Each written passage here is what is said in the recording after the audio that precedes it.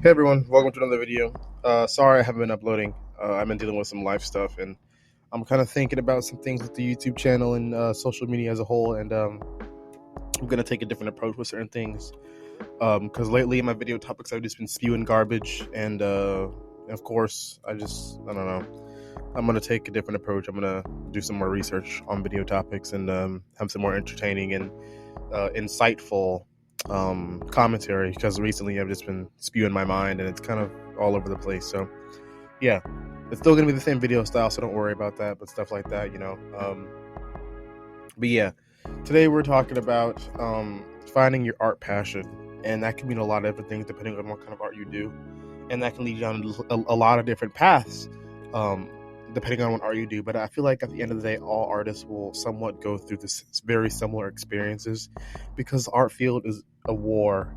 But of course, I believe certain art paths are more straightforward than other art paths.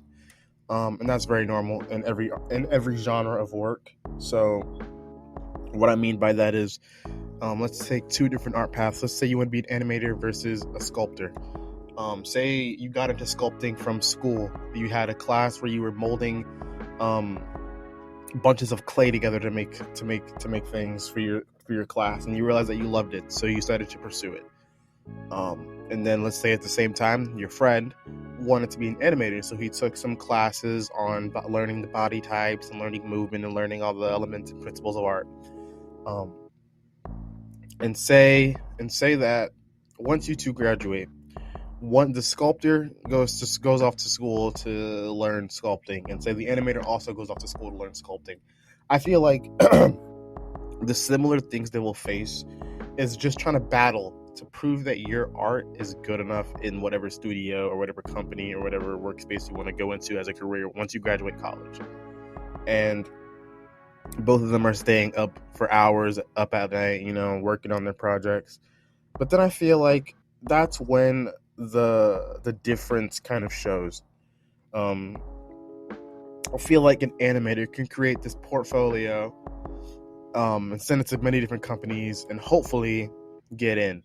And I feel like a sculptor is way more about like building connections, if that makes sense. I feel like a sculptor is making one piece, and then like you'll make you make a lot of different pieces, but you'll make that one piece that you will get out there and will get recognized for it, okay?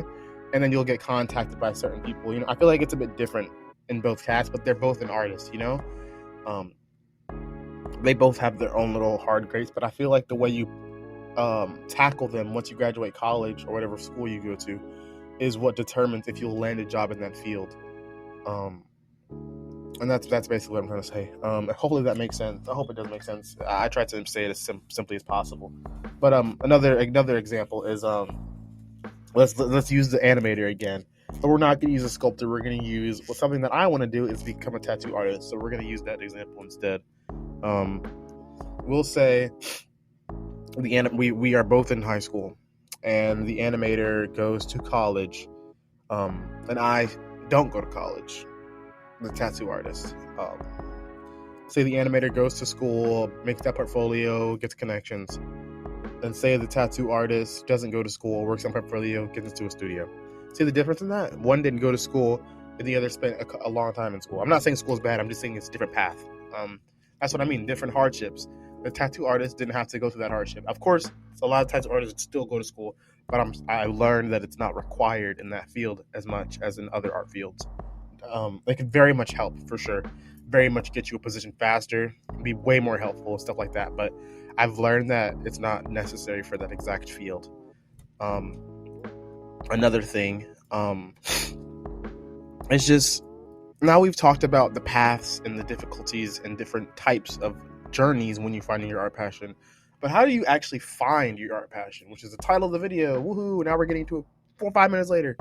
Your Whoa, that was like a crazy stutter. Your art passion can change like in the blink of an eye. Me personally, I wanted to be so many different things: a concept artist, animator, painter. It's art teacher stuff. I wanted to be anything. I was changing my art career, my art passion every 2 seconds. So And that's extremely normal as you're getting an art, because when you're an artist, you will pick up one thing and then you will learn about another thing and you'll be like, this is so cool, I want to do this. And then you'll learn about another new thing and you'll be like, this is so cool, I want to do this. There's a lot of infinite possibilities when it comes to art. So I think that's why people often change their art passion every 2 seconds, which is very normal. And then I feel like once you'll land on that one art career that you're like, okay, this is what I want to do. And it might even come down to like eliminating one of them. Say you want to do 2 passions at this. I just dropped my fucking. Sorry. Say you want to do 2 passions so equally as bad. You have to pick which one you think will be better for you. That's what I had to do. For me, it was between animation and tattoo artist. So I think a good way to find which one you want to do is, since you're so excited to do both, there's no wrong answer. Just write down what you're going to have to do to achieve either of those goals. Write down what colleges you'd go to, what you'd have to study, animation studios you want to go to, or tattoo stores you want to reach out to, and look at it from a bigger picture. Look at like every element of those jobs and be like, okay, I think I'm better off suited with this one. Yeah, that's what I did, and I landed with tattoo artist. I was so close to becoming an animator though. But yeah, that's pretty much that's how you can choose between 2 of them, in my opinion. It's a very helpful tool. And of course, take time to think about it. Don't just make it like an on-the-spot thing. Like, take time to like think about your art careers and stuff. No, don't ever limit yourself to one. Don't like just be like, okay, I'm only good at painting, so I'm only gonna become a painter. No, you can always learn new art skills if you really want to do something else. Because I'm not saying just because you grew up painting, you're gonna become a painter, or you grew up watching anime and seeing the cool animation that you're gonna become an animator. That's not what I'm saying. You can be really good at animation, but not want to do animation as a career and want to do something else art related as a career. That's very normal. Artists are never really limited to just learning one art skill and pursuing that. So if you have a different art skill and you want to do something else, don't just lock yourself in with that skill you already have, and you can go do whatever you want. To be honest, if you're an animator and you want to be a sculptor, go fucking start learning sculpting shit, and you'll be fine. If you already have the elements in the art known because you're an animator, so it'll actually be easier to transition into a sculptor. But yeah, finding your art passion does take a lot of time, but I wouldn't recommend taking too much time, of course. I think, of course, all the time you're in school until senior year is a very perfect elemental time to learn what you want to do for art. If you find out what you want to do early on, you can start applying for colleges while you're still in high school. But if you graduate and you still have no idea what you want to do, just learn it, all right? Just figure that out as soon as you can, as soon as you graduate high school. But you have so much time if you're still in school. You have all these days to figure out, okay, I want to do this, practice it. I don't like this, I'm not doing it. Do I want to do this? Practice it. No, I don't like this, I'm doing this. You know what I mean? And this is something I don't really have much experience on, but it's very possible that you will really be passionate about art but not want to do it for a career. That's very normal. I don't have much to use with that because that's not what I want to do, but that's very normal. That happens a lot. People often are very good artists, but they want to do something else. And a lot of times I've seen it's also art related, but not like drawing. Like, say they're a really good artist, but they do music or something. You know what I mean?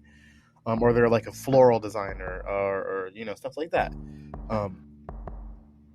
So I feel like it's all right if you don't want to end up doing art. Don't, just because you're good at art, don't make yourself feel like you have to lock in on art. You can do whatever you want.